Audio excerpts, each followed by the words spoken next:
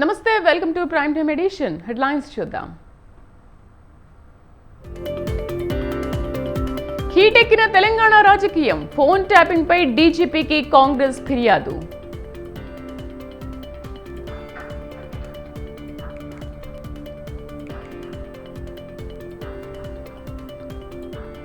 రేవంత్ మోదీ భజన చేస్తున్నారు. త్వరలో బీజేపీలో చేరుతారన్న కేటీఆర్.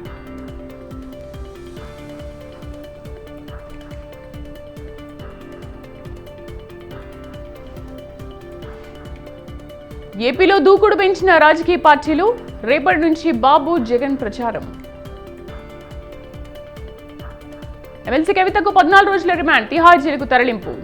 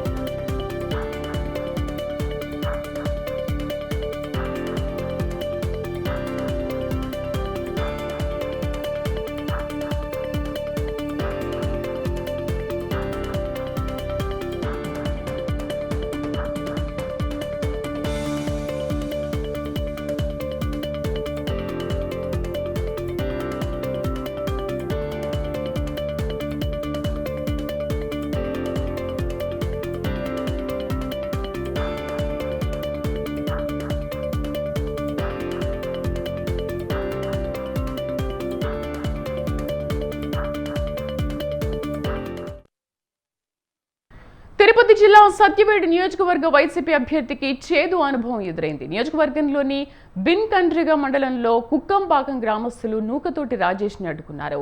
తమకు భూమి రానివ్వకుండా చేసిన వైసీపీ నాయకులను గ్రామంలోకి రానివ్వమన్నారు.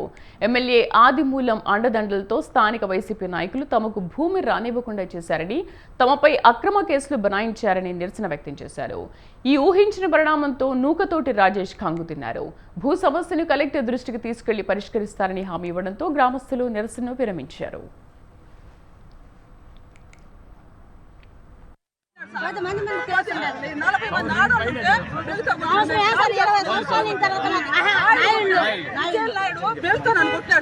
మేము పేదవాళ్ళం సార్, ఎవరికి చెట్టు భూమి లేదు. మాకు న్యాయం జరగాలి సార్. భూమి కావాలి, మాకు ఎవరికి సెంటు భూమి లేదు. మాకు ఎవరికి సెంటు భూమి లేదు.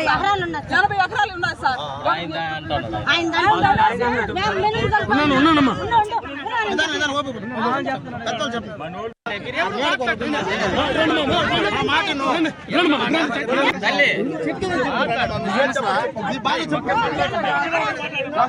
మాట్లాడండి. భూమి లేదు. అక్కడ 81 సర్వే నెంబర్లో ఖాళీగా భూమి ఉన్నది. అది మేము దున్నుకుంటుంటే పోలీసులు వచ్చినారు. నాయుడు వచ్చి నన్ను కొట్టారు.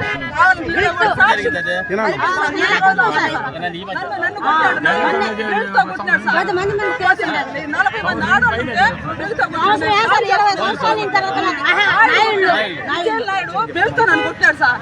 మేము పేదవాళ్ళం సార్, ఎవరికి చెట్టు భూమి లేదు. మాకు న్యాయం జరగాలి సార్. భూమి కావాలి, మాకు ఎవరికి సెంటు భూమి లేదు. మాకు ఎవరికి సెంటు భూమి లేదు.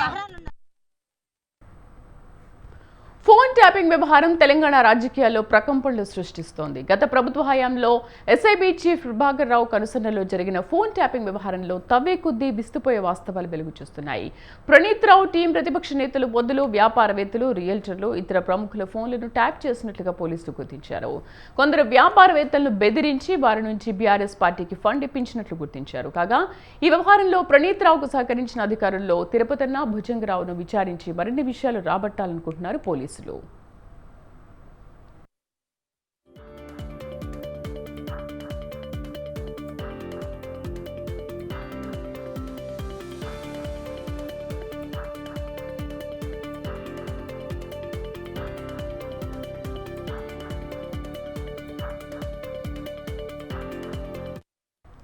మరోవైపు ఫోన్ ట్యాపింగ్ వ్యవహారం రాజకీయ రంగు పులుముకుంటోంది. గత ప్రభుత్వం ప్రతిపక్ష పార్టీల నేతల ఫోన్లను ట్యాప్ చేసిందని కాంగ్రెస్ ఆరోపిస్తోంది. రేవంత్ రెడ్డి సహా పలువురు కీలక నేతల ఫోన్లు ట్యాప్ అయ్యాయని, ఈ విషయంలో పూర్తి దర్యాప్తు జరిపి ట్యాపింగ్ ఆదేశాలు ఇచ్చిన వారిని శిక్షించాలంటోంది. మరోవైపు తప్పు చేసిన వారిని శిక్షించండి బీఆర్ఎస్ అంటుండగా, బీఆర్ఎస్ ఎస్ఐబి ద్వారా తమ నేతలను ఇబ్బంది పెట్టిందని బీజేపీ ఆరోపిస్తోంది.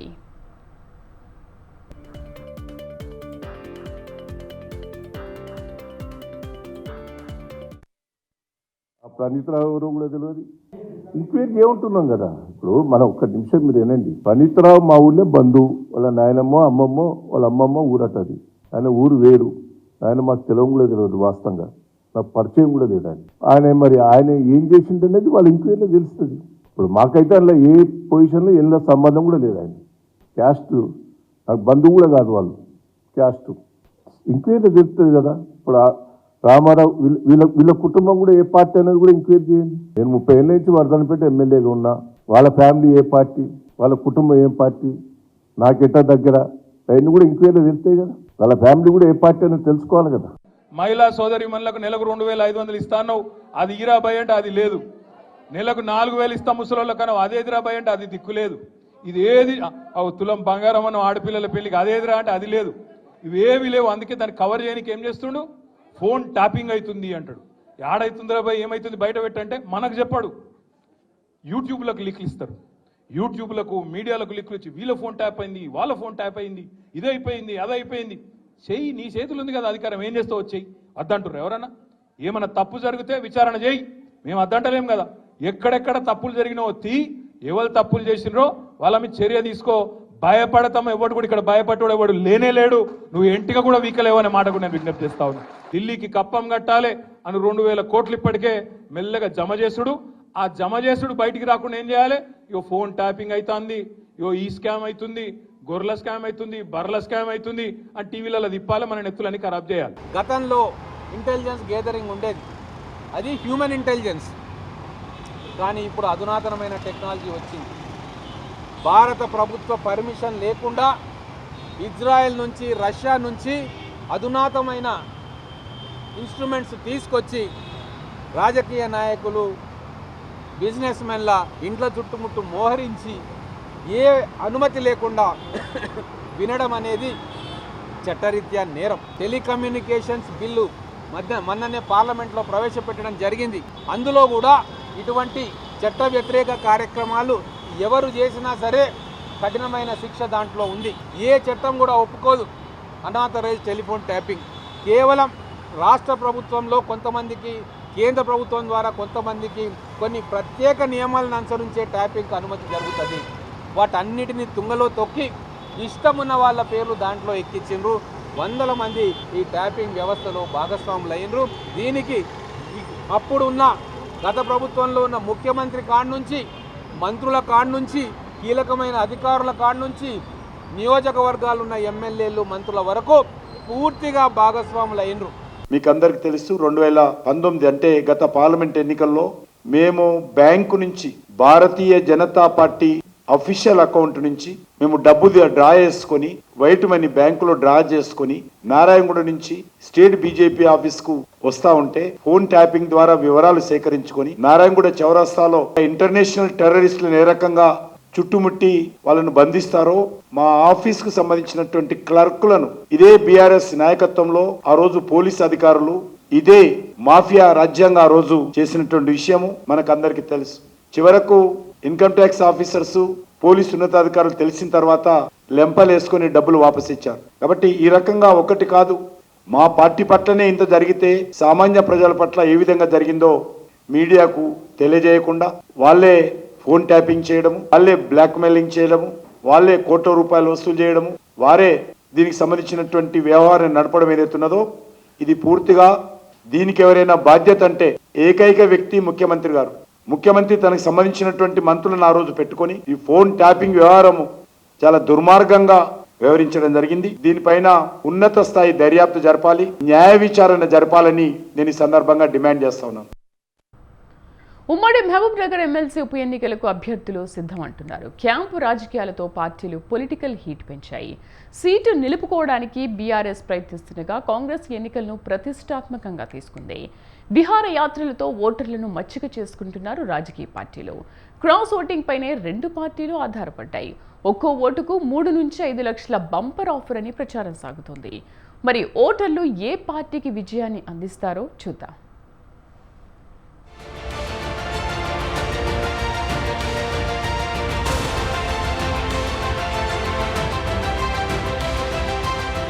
పార్లమెంట్ ఎన్నికలకు ముందే పాలమూరు జిల్లాకు ఓట్ల పండుగ వచ్చేసింది. స్థానిక సంస్థల ఉప ఎన్నికల నేపథ్యంలో ఉమ్మడి మహబూబ్ నగర్ జిల్లాలో రాజకీయాలు హాట్గా సాగుతున్నాయి. ఈ నెల 28న ఎన్నికల పోలింగ్. దీంతో ఓటర్లను కాపాడుకోవడానికి ఇటు బీఆర్ఎస్ అటు కాంగ్రెస్ పార్టీలు తంటాలు పడుతున్నాయి. జిల్లా వ్యాప్తంగా 1439 మంది ఓటర్లు, వారిలో జడ్పీటీసీలు, ఎంపీటీసీలు, కౌన్సిలర్లు ఉన్నారు. 2021లో టీఆర్ఎస్ పార్టీ నుంచి కసిరెడ్డి నారాయణ రెడ్డి స్థానిక సంస్థల ఎన్నికల్లో విజయం సాధించారు. అనంతరం రాజకీయ పరిణామాల్లో కాంగ్రెస్ పార్టీ ప్రభుత్వం ఏర్పడింది. అంతకుముందే డిసెంబర్ 8న ఎమ్మెల్సీ పదవికి కసిరెడ్డి నారాయణ రెడ్డి రాజీనామా చేసి కాంగ్రెస్ తరపున ఎమ్మెల్యేగా పోటీ చేసి గెలిచారు. దీంతో ఉప ఎన్నిక అనివార్యమైంది.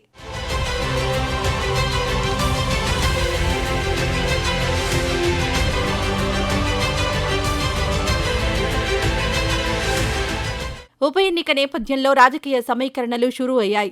జీవన్ రెడ్డి ప్రస్తుత కాంగ్రెస్ ఎమ్మెల్సీ అభ్యర్థిగా బరిలో నిలిచారు. బీఆర్ఎస్ పార్టీ తరపున ZP vice chairman Naveen Kumar Reddy పోటీ చేస్తున్నారు. 1439 మంది ఓటర్లలో సుమారు 900 దాకా బీఆర్ఎస్ ప్రజాప్రతినిధులే. మిగతా వారిలో కాంగ్రెస్, బీజేపీ పార్టీ ప్రజాప్రతినిధులు ఓటర్లుగా ఉన్నారు. ఈ నేపథ్యంలో కాంగ్రెస్, బీజేపీ, బీఆర్ఎస్ పార్టీలు ఈ స్థానిక సంస్థల ఎన్నికలను ప్రతిష్టాత్మకంగా తీసుకున్నాయి. ఈ ఎన్నికల ప్రభావం వచ్చే పార్లమెంట్ ఎన్నికలపై పడే అవకాశం ఉందన్న భావనతో అన్ని పార్టీల అభ్యర్థులు ఎవరికి వారే గెలుపు కోసం ప్రయత్నాలు చేస్తున్నారు.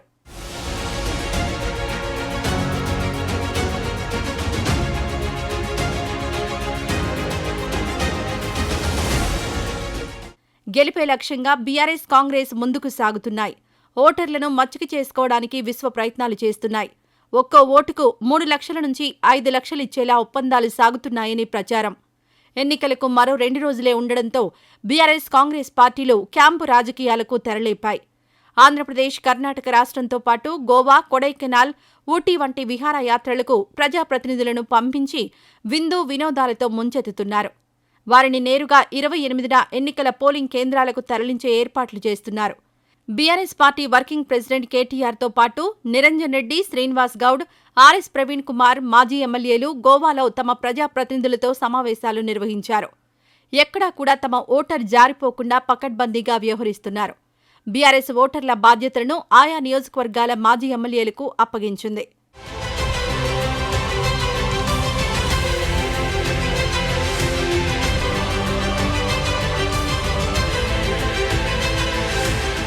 కాంగ్రెస్ ప్రభుత్వం ఈ ఉప ఎన్నికను ప్రతిష్టాత్మకంగా తీసుకుంది.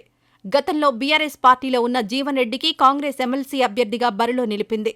బీఆర్ఎస్ తరపున ZP vice chairman Naveen Kumar Reddy పోటీ పడుతున్నారు.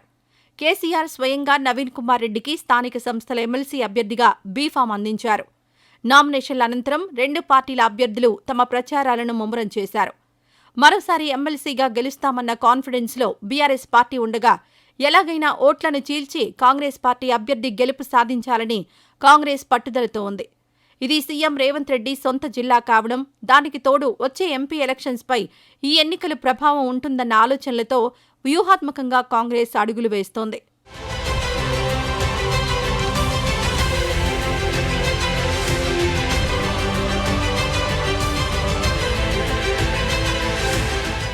రెండు రాజకీయ పార్టీలు ఎమ్మెల్సీ గెలిచేందుకు సాము చేస్తుండగా ఓటర్లు ఎవరి వైపు మొగ్గు చూపుతారన్న ఆందోళన అభ్యర్థుల్లో ఉంది. క్రాస్ ఓటింగ్ ఎవరిని అందలం ఎక్కిస్తుందో చూడాలి.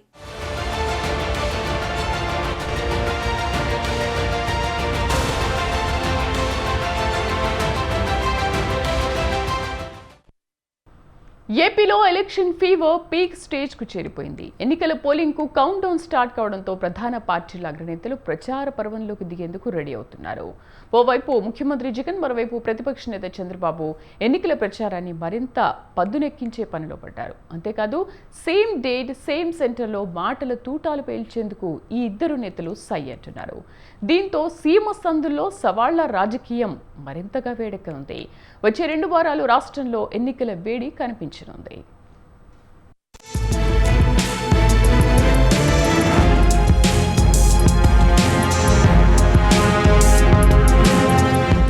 ఏపీలో ఎన్నికల హడావిడి మొదలైంది. ఎన్నికలకు ముహూర్తం ఫిక్స్ అవడంతో పార్టీలన్నీ ప్రచార కార్యక్రమంలో తలమునకలై ఉన్నాయి. ఇప్పటికే అన్ని ప్రధాన పార్టీలు అభ్యర్థులను ప్రకటించేశాయి. ఇక అగ్రనేతల ప్రచార పర్వమే మిగిలింది. ఈ నేపథ్యంలో 2 పార్టీల అగ్రనేతలు ఎన్నికల ప్రచారానికి సిద్ధమవుతున్నారు. అయితే షెడ్యూల్ విడుదల తర్వాత కాస్త గ్యాప్ తీసుకున్న నేతలు నోటిఫికేషన్ వచ్చేలోగా మరోసారి రాష్ట్రాన్ని చుట్టేసేలా ప్రత్యేక కార్యక్రమాలకు రూపకల్పన చేస్తున్నారు. ఒకవైపు సీఎం జగన్, మరోవైపు టీడీపీ అధినేత చంద్రబాబు ప్రజల్లోకి వెళ్లేందుకు సిద్ధమవుతున్నారు. ఇద్దరు అగ్రనేతలు ప్రచార పర్వంలోకి దిగడంతో రాష్ట్రంలో పొలిటికల్ హీట్ అమాంతం పెరగనుంది. ఇప్పటికే సిద్ధం పేరుతో భారీ బహిరంగ సభలు నిర్వహించిన వైసీపీ తాజాగా మేమంతా సిద్ధం పేరుతో ఎన్నికల ప్రచారాన్ని ప్రారంభించనుంది. ఈ యాత్ర కడప జిల్లా ఇడుపులపాయలో ప్రారంభమై ఉత్తరాంధ్రలోని ఇచ్చాపురం వరకు కొనసాగనుంది. తొలి రోజు వైఎస్ఆర్ ఘాట్ వద్ద నివాళులర్పించి యాత్రను ప్రారంభించనున్నారు సీఎం జగన్. అదే రోజు సాయంత్రం ప్రొద్దుటూరులో నిర్వహించనున్న బహిరంగ సభలో పాల్గొంటారు. 28న నంద్యాల లేదా ఆళ్లగడ్డలో ప్రజలతో ముఖాముఖి నిర్వహిస్తారు. సాయంత్రం నంద్యాలలో జరగనున్న భారీ బహిరంగ సభలో పాల్గొంటారు. 29న కర్నూలు పార్లమెంటు నియోజకవర్గంలోకి బస్సు యాత్ర ప్రవేశిస్తుంది. ఆ రోజు సాయంత్రం ఎమ్మిగనూరులో నిర్వహించనున్న సభలో సీఎం జగన్ పాల్గొంటారు.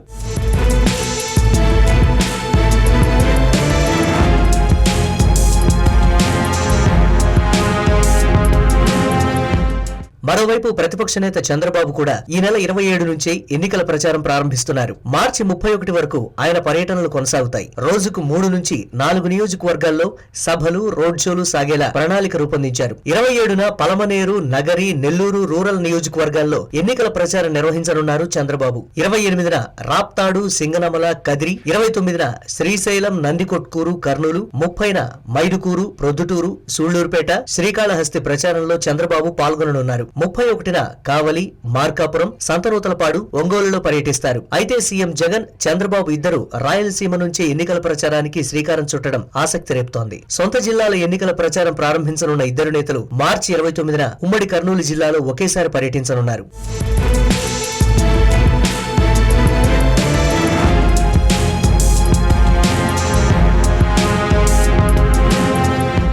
మొత్తానికి 2 పార్టీల అగ్రనేతలు ఒకేసారి ప్రజల మధ్యకు వస్తూ ఉండడంతో రాష్ట్రంలో ఎన్నికల వాతావరణం మరింత వేడెక్కే పరిస్థితి కనిపిస్తోంది. ఒకవైపు టికెట్ ఖరారైన అభ్యర్థులు ప్రచార పర్వంలో బిజీగా ఉండగా అధినేతలు జనం మధ్యకు వచ్చి ప్రచార ఉధృతిని మరింత పెంచనున్నారు. మరి రానున్న ఎన్నికల్లో ప్రజలు ఏ పార్టీకి పట్టం కడతారో అనేది వేచి చూడాలి.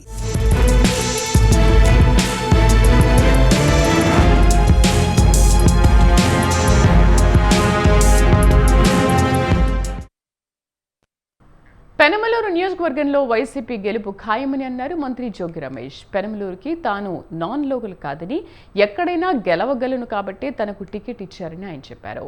చంద్రబాబు, పవన్ ఇద్దరు అవినీతి పరులేనని ఆరోపించారు. పవన్ పెనమలూరులో సరైన నాయకుడు లేకనే బోడే ప్రసాద్కి టికెట్ ఇచ్చారని అంటున్న మంత్రి జోగి రమేష్తో మా ప్రతినిధి రమేష్ ఫేస్ టు ఫేస్. నేపథ్యంలో ఇక్కడ ప్రజల నుంచి ఎలాంటి స్పందన వస్తుందో ఆయన్ని అడిగి తెలుసుకుందాం. సార్, పెనమలూరు నియోజకవర్గంలో మీరు మొదటిసారి పోటీ చేస్తా ఉన్నారు. నియోజకవర్గంలో మీరు ప్రచారానికి వెళ్తున్నటువంటి సందర్భంలో ప్రజల నుంచి ఎట్లాంటి స్పందన వస్తుంది? ఆల్రెడీ ప్రజలు ఎన్నిక తేదీ ఎప్పుడా, ఆ పోలింగ్ స్టేషన్ ఎప్పుడు తీస్తారా, జగనన్నకి ఎప్పుడు ఓటేయాలా, ఫ్యాన్ గుర్తుకి ఎప్పుడు ఆ ఓటును గుద్దాలా అనే ఆలోచన తప్ప ఒక పెనమలూరులో కాదు, రాష్ట్రం మొత్తం 175 నియోజకవర్గాలు ఆఖరికి కుప్పంతో సహా ఫ్యాన్ గుర్తుకు ఓటైపోతా ఉన్నారు. ఎప్పుడు చూడండి, అంటే 2019 ఎన్నికల్లో చూడనటువంటి మెరుగైన ఫలితాలు వైఎస్ఆర్ కాంగ్రెస్ పార్టీ అన్ని చోట్ల బియ్యదుందుబి మోగించబోతా ఉన్నాం. ఇది జోగి రమేష్ చెప్పిందా, లేకపోతే స్వతంత్ర ఛానల్లో రమేష్ చెప్పిందా కాదు, జనం చెప్పింది. జననాడి ఏదైనా ఉందంటే జగన్ నాడినాళ్లు పట్టుకోవాలనుకుంటా ఉన్నారు. అది అన్ని చోట్ల వైఎస్ఆర్ కాంగ్రెస్ పార్టీ విజయం సాధించే అవకాశం ఉంటే మీరు గతంలో ప్రాతినిధ్యం వహించినటువంటి పెడన నియోజకవర్గం నుంచి కాకుండా పెనమలూరుకి మిమ్మల్ని ఎందుకు మార్చారు, ఎందుకు మార్చాల్సి వచ్చింది? జోగి రమేష్ ఎక్కడైనా గెలవగలడు. పెడల్లో ఆల్రెడీ గెలిచేసాం కదా. పెనమలూరులో ఆల్రెడీ ఇక్కడ నుంచి మా పార్టీకి సంబంధించిన వ్యక్తి పక్కకి వెళ్ళిపోయాడు కాబట్టి ఇక్కడ ఈ స్థానం గెలవాలి. అందుకని జోగి రమేష్ అయితే ఎక్కడైనా గెలవగలడు, ఎక్కడైనా విజయం సాధించగలడు అనే నమ్మకంతోనే మా లీడర్ నన్ను పంపించాడు. ఆ నమ్మకాన్ని నిలబెట్టబోతా ఉన్నాం. గత ఎన్నికల్లో వైఎస్ఆర్ కాంగ్రెస్ పార్టీ తరఫున విజయం సాధించిన పార్థసారథి తెలుగుదేశం పార్టీలోకి వెళ్లారు. అంటే గతంలో వైసీపీ తరఫున పనిచేసినటువంటి నేతలు కానీ కేడర్ కానీ ఆయనతో పాటు వెళ్ళిపోయారా, లేదంటే పార్టీలను కొనసాగుతున్నారు? పార్థసారథి గారు వెళ్ళొచ్చు, జోగి రమేష్ వెళ్ళొచ్చు, లేకపోతే వసంత కృష్ణ ప్రసాద్ వెళ్ళొచ్చు. జనం వెళ్ళరు. జగన్ నమ్ముకున్న జనం గాని, జగన్ వల్ల లాభపడిన జనం గాని, వైఎస్ఆర్ కాంగ్రెస్ పార్టీ జెండా మోసే జనం గాని, రాజశేఖర్ రెడ్డి గారి అభిమానులు గాని ఈ పార్టీని వదిలిపెట్టి వెళ్ళరు. మేము వెళ్ళినంత మాత్రాన మా వెనక ఎవరైనా వస్తాడా? ఎవడు రాడు. ఎవడో ఒకడో ఇద్దరు 6 లీడర్లు వస్తారు. వాడి వెనక ఎవడు జనం ఉండరు. ఇది నగ్న సత్యం. వెళ్ళిపోయిన వాళ్ళు రేపు ఎందుకు వెళ్ళామా, పార్టీ ఎందుకు మారామా అని ఏడ్చే రోజు జూన్ 4 సాయంత్రం ఏడుస్తారు వీళ్ళంతా. అంటే మీరు పెనమలూరు నుంచి మొదటిసారి కంటెస్ట్ చేస్తా ఉన్నారు కదా, పెనమలూరు నియోజకవర్గంలో మళ్ళీ మీరు గెలిస్తే వాళ్ళకి ఏం చేస్తామని హామీ ఇస్తా ఉన్నారు, ఏం చెప్తా ఉన్నారు కాన్స్టిట్యున్సీ ప్రజలకు?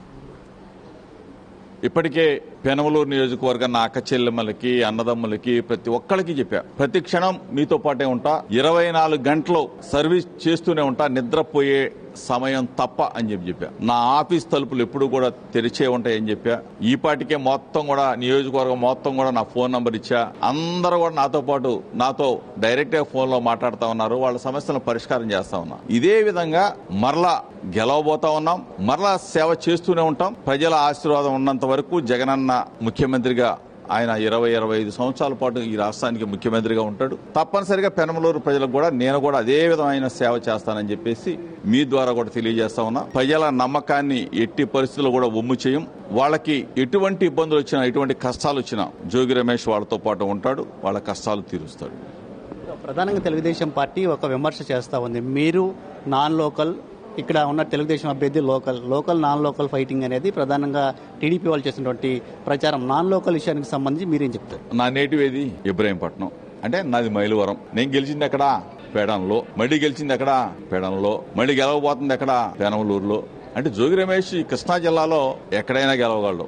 నేను నాన్ లోకల్ కాదు, ఈ జిల్లా నాది. జోగి రమేష్ కృష్ణా జిల్లా నాది. అసలు ఈ జిల్లాలో నేను తెలియని వాళ్ళు ఉన్నారా? ఏ నియోజకవర్గంలో అయినా కానీ పోటీ చేయగలిగే సత్తా నాకుంది. ఏ నియోజకవర్గం నుంచి అయినా కానీ బీఫామ్ ఇచ్చే మా లీడర్ ఉన్నాడు. పెనమలూరు నాదే. వైఎస్ఆర్సీపీ అడ్డ, జగనన్న గడ్డ. తెలుగుదేశం పార్టీ నేత బోడే ప్రసాద్ కు టీడీపీ టికెట్ ఇస్తే మీరు స్వీట్లు పంచుకొని సంబరాలు చేసుకున్నారు. ప్రతిపక్ష నేతకి టికెట్ వస్తే, ప్రతిపక్ష నాయకుడికి టికెట్ వస్తే మీరు సంబరాలు చేసుకోవడం ఏంటి అసలు? ఇది అంటే నేను సంబరాలు చేసుకోవాలా? బోడే ప్రసాద్కి సీట్ వచ్చిందని చెప్పేసి మా వాళ్ళు సంబరాలు చేసుకొని నాకు స్వీట్ పెట్టారు. ఏంట్రా బాబు అంటే బోడే ప్రసాద్ అంటన్నా క్యాండిడేట్ అన్నాడు. అంటే ఏంట్రా అంటే బోడే ప్రసాద్కి 2 నెలల క్రితమే గెలిచేవాడైతే సీట్ ఇచ్చేవాడు కదన్నా. బోడే ప్రసాద్ దేనికి పనికిరాడు కాబట్టి అటెవడో దేవినేనోమా, ఎవడో వసంత కృష్ణ ప్రసాద్, ఇంకోడెవడో నా మిత్రుడు ఎవరో మన 1 టౌన్లో ఉన్నాడు, ఎంఎస్పీ నా మిత్రుడే, అంటే మా పార్టీలోంచి వెళ్ళాడు అతను.